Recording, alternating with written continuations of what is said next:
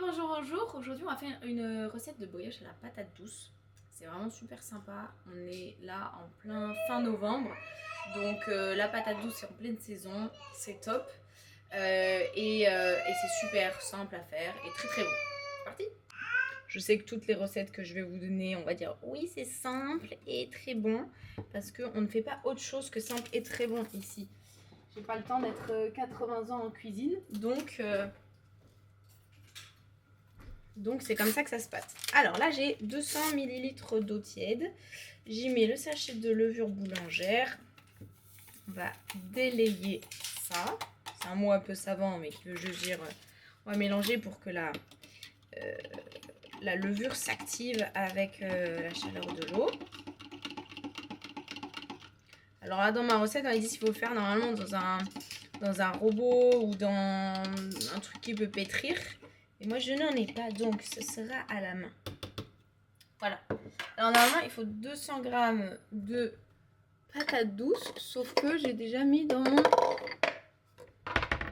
mon saladier et que j'ai pas pesé, donc on va peser. On met en grammes. Voilà.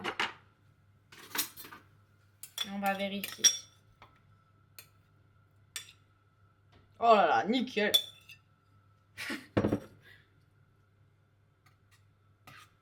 Juste un peu d'apéro de midi et on est à 200.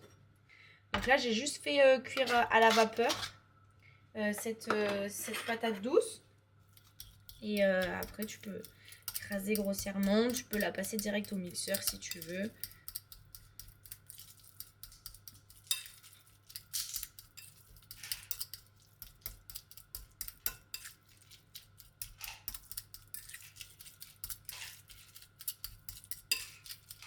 Voilà, donc là on va dire j'ai ma purée. Si tu la veux encore plus fine et plus lisse, ben soit tu passes plus de temps à la main, soit tu fais carrément dans un robot, un mixeur, que tu veux.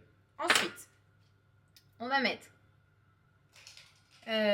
donc là on a 200 g de purée de patates douces assez sèche, voilà, faut pas qu'elle soit trop humide. Et on va rajouter 50 g de poudre d'amande.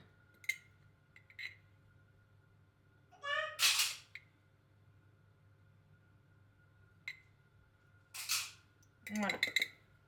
Ensuite, on met 300 g de farine. Tu connais à force. Farine à l'ancienne, moulue à la meule. Et je crois que celle-là, en plus, elle est complète, il me semble. Donc, 300 g. Tu peux aussi faire un mix, un peu de ça, un peu d'autres farines qui n'ont pas de gluten. Mais voilà, il faut un petit peu de gluten dans la composition totale pour que la levure, elle puisse se développer en fait. Donc c'est très bien d'utiliser de la farine à la meule. C'est vachement mieux pour la digestion, pour la santé globale, etc. On a ensuite, dans ma recette ça dit sirop d'érable ou sirop d'agave, mais je vais mettre du sucre rapadura, c'est-à-dire du sucre de canne complet parce que j'ai que ça. Donc on en met 3 cuillères à soupe, on va dire. Enfin, on va dire, c'est écrit 3 cuillères à soupe. Alors, on écrit fleur d'oranger, mais comme c'est des arômes qui contiennent souvent du sucre, j'en ai pas à la maison. Et il faut normalement 2 cuillères à soupe de purée d'amande. Moi, j'ai de la purée de cacahuètes. Ça va le faire aussi.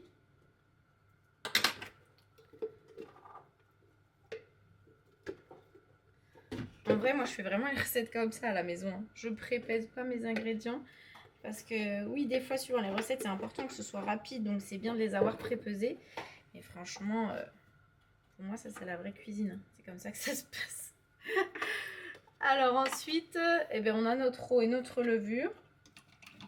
Et on va l'ajouter. Et si toi, tu fais dans un robot, là, normalement, tu lances ton robot. Tu laisses pétrir 5 minutes. Ou alors, nous, on va pétrir à la main. Et ensuite, tu laisses ta pâte lever pendant environ 1 heure.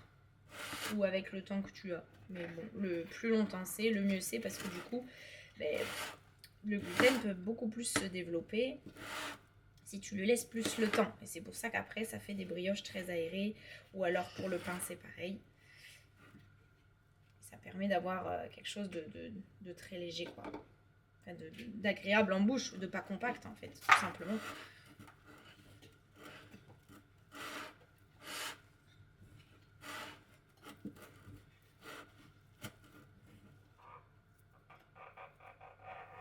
Je ne faut pas avoir peur, hein.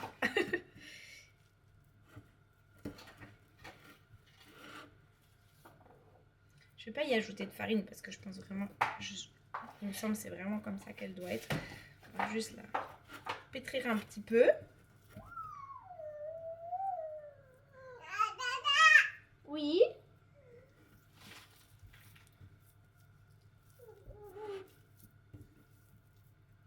C'était rajouter un petit peu quand même.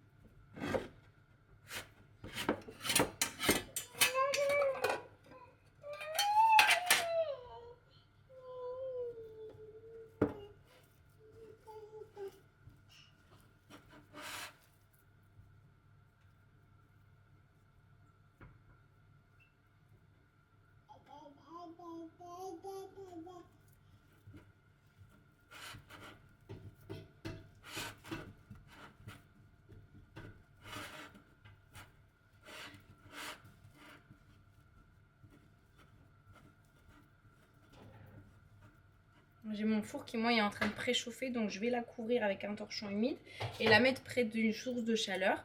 Et puis, dans 1 heure, on reviendra la voir.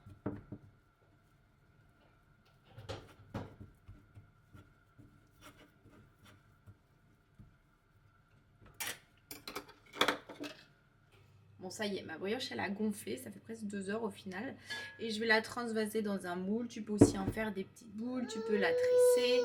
Tu peux en faire une grosse, en faire des petites. Peu importe. C'est assez libre. Et on va mettre ça au four pendant presque 30 minutes, on va dire. Entre 180 et 220 degrés. Donc moi, je vais essayer à 200 degrés pour le moment. Et puis on verra s'il y a besoin de prolonger après les 30 minutes. Je préfère faire un peu plus longtemps et moins fort. Et on va voir ce que ça donne.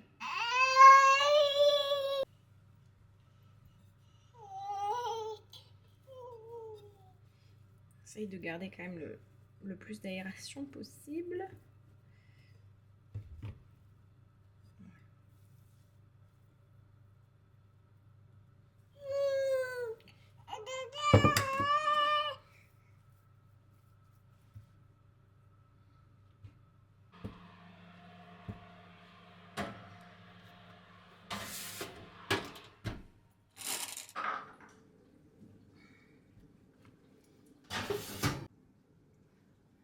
Bon, notre brioche, elle a reposé, enfin elle a refroidi, je veux dire.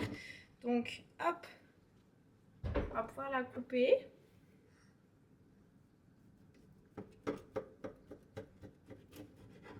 Ça sent divinement bon.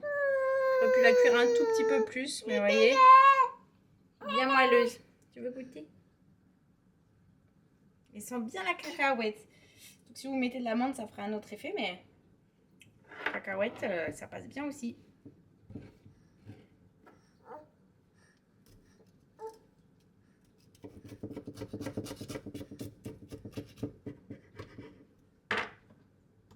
Franchement, moi je trouve que c'est plus facile de couper de ce côté, ça évite d'écorcher là sur les parties croustillantes du dessus.